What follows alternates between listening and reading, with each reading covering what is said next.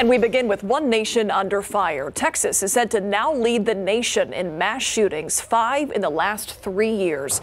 The closest to San Antonio being the shooting in Sutherland Springs. As calls continue for action by state and federal lawmakers, Bexar County is taking steps to try to reduce gun violence. It is a countywide effort ranging from gun safety awareness campaigns to offering free gun locks. Jesse Degollado reports on its other initiatives that are meant to protect lives and property.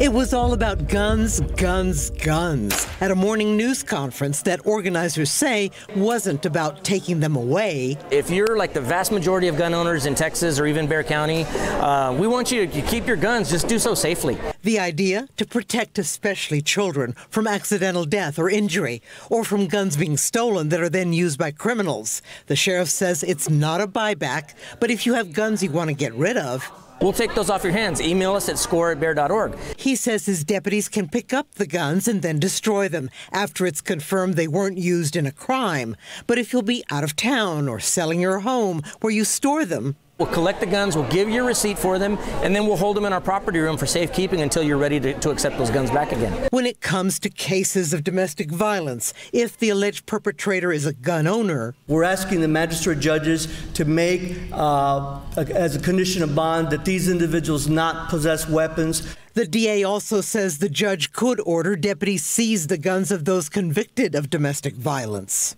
We're not going to allow you to possess weapons when you ought not to have a gun in your hand. Bexar County Judge Nelson Wolf pointed out Freeman Coliseum hasn't had a gun show since 2016. Reason being, he says background checks aren't required when gun sales are between strangers. Yet now he says Lieutenant Governor Dan Patrick is bucking the NRA by opposing expanded background checks.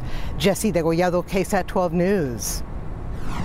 Right now at KSAT.com, you can take part in a poll asking whether you, as a gun owner, would allow the sheriff's office to temporarily store your guns. So far, the majority of answers to that poll have been overwhelmingly no.